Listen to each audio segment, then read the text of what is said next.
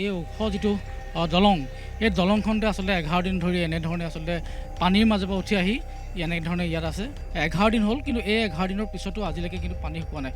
প্ৰতিটো পথৰ মাজতে পানী, ইফালে যাব য'তে দেখে আপুনি, যিফালে যাওঁ ত'তে আপুনি পানীয়ে অকল পানী। প্ৰতিটো মানুহৰ ঘৰত আচলতে এই গাঁওখনৰ প্ৰতিজন ঘৰৰ মানুহৰ ঘৰত বানপানীয়ে সম্পূৰ্ণ বয় বস্তু উটুৱাই লৈ গ'ল।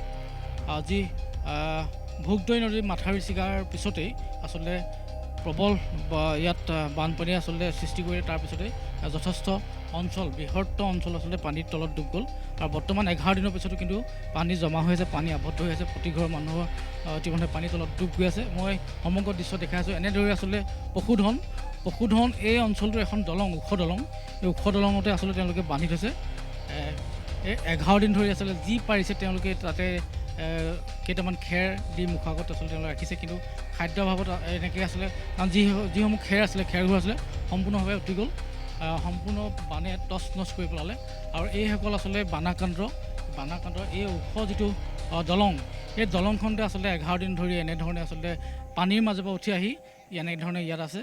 আৰু নিজৰ যিখন আচলতে হেঁপাহৰ ঘৰ, আচলতে যিখন হেঁপাহৰ ঘৰ, আপোন ঘৰখন এৰি আচলতে তেওঁলোক এনেকৈ ওখ দলঙত আচলতে এনেকৈ কটাইছেহি। প্ৰায় 11 দিন ধৰি এই এলেংমৰা অঞ্চলৰ এই সোণাৰী গাঁও, পহুমৰা, শ'লমৰা, হেনচোৱা, আচলতে এই বিভিন্ন অঞ্চল ইতিমধ্যে প্লাবিত হৈ আছে, বিভিন্ন ঘৰ জলমগ্ন হৈ আছে। আজিও 11 দিনৰ পিছতো কিন্তু ইয়াৰ পৰা পানী কমা নাই। আৰু প্ৰতিজন ঘৰতে আচলতে, প্ৰতিজন লোকৰ ঘৰতে আচলতে এনেদৰে পানীত ডুব গৈ আছে। মই সমগ্ৰ পৰিৱেশ দেখাই আছোঁ। বাইদেউ, আজি 11 দিন হ'ল, তথাপিতো পানী ইয়াৰ পৰা জমা আবদ্ধ হৈ আছে। আবদ্ধ হৈ আছে। আৰু কালি আহিছেহে ঢল আহিছে, ইয়াৰ ৰাইজেও দি আছে আৰু তেনেকৈ বাৰু, নিদিয়াকৈ থকা নাই। ৰাজ্যখিনি পাইছে, ঠিকে আছে, কিন্তু আপোনালোকৰ ঘৰটো পানীৰ তলত আছে। পানীৰ তলত থকাৰ কাৰণে সাংঘাতিক এটা পৰিৱেশ হৈছে। পানীৰ তলত গোটেই বোকা একেবাৰে গোন্ধাইছে, কেঁচুবোৰ মৰিলে, সেইমতে ওলাইছে অকণমান, ওলাইছে বাৰু, ওলাইছে। এই পানী অলপ শুকাইছিলে, কালিৰ পৰা আকৌ পানী হেৰি হৈ পিনি আকৌ পানী সোমাইছে আমাৰ চোতালত। অলপ বাঢ়িছে। কালিৰ পৰা বাঢ়িছে। বহুত আমাৰ অনিষ্ট হ'ল। এই আমাৰ বিশেষকৈ আমি এলেংমৰা অঞ্চলটো আমাৰ কৃষি প্ৰধান দেশ। আমি এতিয়া এই মাটি যিমান ৰুইছিলোঁ, এতিয়া দুপুৰামান মাটি ৰুইছিলোঁ, সেইখিনিতো আমাৰ পানীৰ তলতে আছে। আৰু এয়া পানী এনেকৈ আহি থাকিলে মানে ৰুবলৈও কঠীয়া নাই আমাৰ, আৰু বেলেগকৈ সময়টো গুচি গ'ল, সময় গুচি গ'ল। সেইকাৰণে আমাৰ এতিয়া মানুহে কেনেকৈ চলিব, কেনেকৈ খাব, এই বছৰটো তাকেহে চিন্তা হৈছে। হয়, আচলতে এখন নদন বদন অঞ্চল। এই অঞ্চল আচলতে খুব ভোগালী বুলি ক'ব পাৰি, ভোগৰ অঞ্চল বুলি ক'ব পাৰি। আচলতে নদন বদন হোৱা এখন এইটো অঞ্চল। বিভিন্ন শাক পাচলি, খেতি পথাৰ, বিভিন্ন ধান ইয়াত আচলতে উৎপাদন হয়। আৰু যথেষ্টখিনি আচলতে ইয়াত কৃষিৰ ওপৰত নিৰ্ভৰ কৰে এই অঞ্চলটো। কিন্তু আজি 11 দিনৰ পিছতো কিন্তু বানপানী এতিয়াও ইয়াত কমা নাই। আচলতে নদীৰ পানী কিছু পৰিমাণে হ্ৰাস পাইছে যদিও, ভোগদৈ নদীৰ জলপৃষ্ঠ কমিছে যদিও, কিন্তু এই অঞ্চলৰ মানুহৰ দুৰ্দশা এতিয়াও শেষ হোৱা নাই। প্ৰতিটো ঘৰতে আচলতে এনেধৰণে পানীৰ তলত আছে। আমি য'ত আছোঁ এখন দলং, কিন্তু এই ওখ ঠাইৰ কাৰণে আচলতে তেওঁলোকে ইয়াতে সকলো গোট খাইছেহি। আৰু ইয়াতে বহু হৃদয়ৱান লোকে আচলতে ইয়াতে আচলতে তেওঁলোকক সাহাৰ্য প্ৰদান কৰিছে। এনেধৰণে 11 দিন ধৰি আচলতে তেওঁলোক আছে। মই অলপ আগলৈ যাব বিচাৰিম। আৰু ইয়াত যিটো চাৰিআলি, এই দলংখনত যিটো চাৰিওফালে সম্পূৰ্ণ পানী, আৰু কেৱল এটা সাগৰ পৰিৱেশ। ৰাস্তা কিছু ৰাস্তা হয়তো পানীৰ পৰা নামিছে, কিন্তু বহু অঞ্চল এতিয়াও প্লাবিত হৈ আছে। আৰু কিছু মানুহৰ ঘৰৰ পৰা পানী যদি ওলাইছে, কিন্তু এটা বোকাময় সদৃশ পৰিৱেশ, এআঁঠু পৰ্যন্ত বোকা আৰু গেলা দুৰ্গন্ধময় পৰিৱেশ। আৰু খুব আচলতে বেমাৰ হোৱাৰ প্ৰাদুৰ্ভাৱ হ'ব ইয়াত, যিকোনো ৰোগ হয়তো হ'ব পাৰে। এটা ভয়ানক অৱস্থা আপোনালোকৰ। হয়, এতিয়া আমাৰ লাহে লাহে পানীটো অলৰেডি শুকাইছে, কিন্তু বহুত শুকাইছিলে। কালি আপোনাৰ আহিলে ঢল, আজি আকৌ একে গতি হৈ গ'ল। খালি এই পানীসোপা ওলাই যোৱাত মিনিমাম আমাৰ 3 মাহমান লাগিব। এই 3 মাহ আমি কেনেকৈ থাকিম, কি কৰিম, সেইটোকে আমাৰ বেছি চিন্তা লাগিছে। শুকালটো আপুনি ঘৰতো থাকিব নোৱাৰিব। শুকালেতো আপোনাৰ ঘৰত থাকিব নোৱাৰে, গোটেই জেলিকুৰা হ'ল, আৰু আপোনাৰ গোটেই দুৰ্গন্ধ, থাকিব নোৱাৰে। আৰু আমাৰ সাপৰো প্ৰব্লেম হৈছে, জাহা তাহা এতিয়া আশ্ৰয় নাপায়, আমাৰ নিজৰ গৃহত সোমাবলৈ লৈছে সাপ।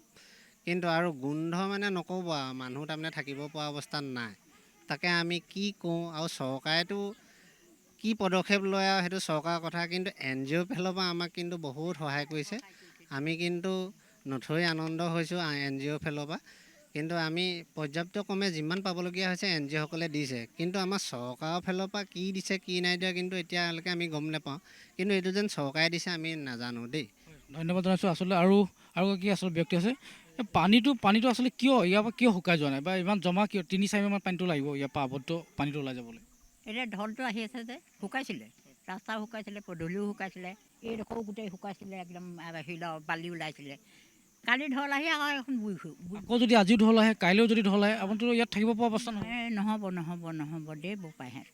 এতিয়া আমাক এই NGOখনে বৰ সহায় কৰিছে শুন, বেলেগ সহায় কৰিছে। এতিয়া চৰকাৰ আপোনালোকে আপোনালোক তেল 6 ঘৰ মানুহে ভাগ কৰি খাবলৈ কৈছে। সেইখন কেনেকুৱা চৰকাৰ? নহয় ঠিক আছে, আপোনালোকক এতিয়া খাদ্য যোগান ধৰিছে, বিভিন্ন অনুষ্ঠান প্ৰতিষ্ঠান আহিছে, হৃদয়বান মানুহ লোক আহিছে, ওলাই আহিছে, সকলোৱে দিছে, কিন্তু থাকিবলৈ আপোনালোকৰ ঘৰ নাই, আপুনি ঘৰ সোমাবই নোৱাৰিব। এটা এনেকুৱা এটা অৱস্থা। তাকেহে কি কৰিব? উপায় নাই আৰু কি কৰিব, সেইদিনাকে থাকিব লাগিব আৰু।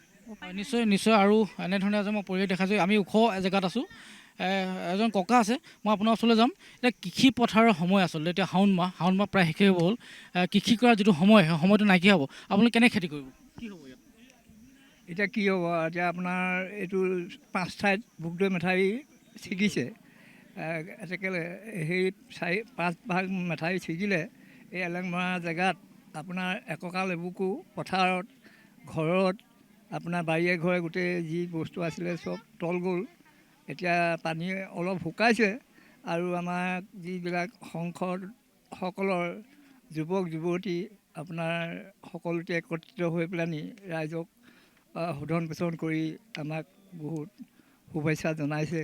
কিন্তু আমি যি পঞ্চায়তৰ ৰাইজৰ যি আপোনাৰ চৰকাৰৰ লোক, আমি আজি আহিব লাগিছিলে মেম্বাৰ, আপোনাৰ সভাপতি, কাউন্সিলাৰ যিসকল লোক আছিলে, আমাৰ এই যি বানপানী বিতস্তৰ আপুনি মাজত আমি বৃদ্ধ লোকৰ পৰা ধৰি সমস্ত কণ কণ মইনামণি সকললৈ আপোনাৰ তেখেতসকলে যি ব্যৱস্থা ল'ব লোৱা নাই, একো আমাৰ বিবেচনা লোৱা নাই।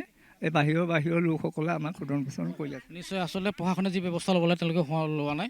আৰু যিগৰাকী স্থানীয় বিধায়ক তেওঁলোকেও বোলে এই অঞ্চলটো অহা নাই। আমিও পূৰ্বতে বহুবাৰ ইয়াত নিউজ কৰিছোঁ, আচলতে বহু এটা ভিতৰৰ অঞ্চল, ৰাস্তাৰ পৰা বহুত যথেষ্টখিনি সোমাই আহিব লাগে।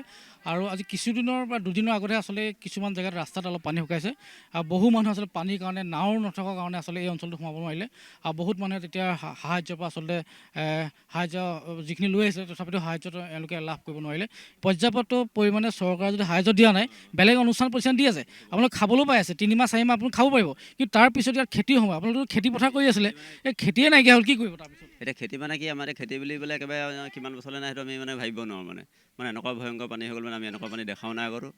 মানে আমি খেতি পথাৰ মানে টোটেলি বাদ দিলোঁ, মানে নদী বুলিয়ে ভাবি লৈছোঁ। আৰু মানে এতিয়া মানে ভিতৰত আমাৰ বস্তু একো নাই, মানে চব ছাগলী যিবিলাক ঔষধ বেমাৰ আহিছে, ছাগলী আপোনাৰ মই ডেইলি পুতি আছোঁ 2-3টাকৈ। ছাগলী যদি আমি পুহি থকা যদি বস্তু এটা যদি পুহি উপাৰ্জন কৰি খাব, পশুপালন চিকিৎসক আহিছে নাই অহা নহয়, সেইবিলাক একো দৰৱ পাতি মেডিচিন আমি একো পোৱা নাই। নোপোৱাৰ কাৰণটো আমাৰ এতিয়া বস্তু আমাৰ চলিবলৈ দিগদাৰ। আটাইতকৈ ডাঙৰ কথা হৈছে, মই দাদা ওচৰলৈ আহিছোঁ, আটাইতকৈ ডাঙৰ কথা হৈছে আপোনাৰ মানুহক আপোনাৰ খাদ্য যোগান ধৰিছে বিভিন্ন অনুষ্ঠান প্ৰতিষ্ঠানে বা প্ৰশাসনে, কিন্তু পশুধন, ছাগলী, গৰু, কুকুৰা এইবিলাকতো খাবলৈ পোৱা নাই, বা বেমাৰ হ'লেও তেওঁলোক চোৱা চিতা কোনো কৰা নাই। সেইবোৰ অৱস্থা কেনেকৈ কি হ'ব? সেয়া দিছে বাৰু, ইমান নিদিয়াকৈ থকা নাই, কম পৰিমাণে দি আছে। আৰু পশুধনক খাদ্য দিছে কম পৰিমাণে চিকিৎসা ব্যৱস্থা দৰৱ চৰব এনেকৈ দিছিলে বাৰু, ইমান নিদিয়াকৈ থকা নাই, অলপ দিছে। আৰু নিশ্চয় আচলতে অলপ হ'লেও তেওঁলোকক আচলতে যোগান ধৰিছে, চিকিৎসাও সেৱা ইতিমধ্যে যোগান ধৰিছে। তথাপিতো কিন্তু আজি 10-11 দিন হ'ল, 11 দিনৰ পিছতো কিন্তু এতিয়ালৈকে এই অঞ্চলত পানী কমা নাই। পানী আবদ্ধ পানী জমা হৈ আছে। এই পানীখিনি ওলাওঁতে মিনিমাম প্ৰায় 3-4 মাহ আৰু লাগিব, আৰু যদিহে পানীখিনি ওলাই যায় তাৰপিছতো কিন্তু এটা ভয়াৱহ পৰিস্থিতি হ'ব। এইটো কাৰণে ভয়াৱহ পৰিস্থিতি হ'ব, বিভিন্ন ৰোগৰ আচলতে প্ৰাদুৰ্ভাৱ দেখা দিব পাৰে, ইয়াত বিভিন্ন বেমাৰ হ'ব পাৰে এই পানীৰ কাৰণে। আৰু যথেষ্টখিনি মানুহ এতিয়াও এই পানীত ডুবি এতিয়াও হাহাকাৰ পৰিস্থিতিৰ সৃষ্টি হৈ আছে। এতিয়াও কিন্তু এইটো অঞ্চলৰ এলেংমৰা হওক, শ'লমৰা হওক, পহুমৰা হওক, কাটিয়ামচুক হওক, বিভিন্ন অঞ্চল, যোৰহাটৰ বিভিন্ন অঞ্চলত এতিয়াও কিন্তু পানী কমাৰ পিছতো এইসকল ৰাইজৰ কিন্তু দুৰ্দশা কমা নাই।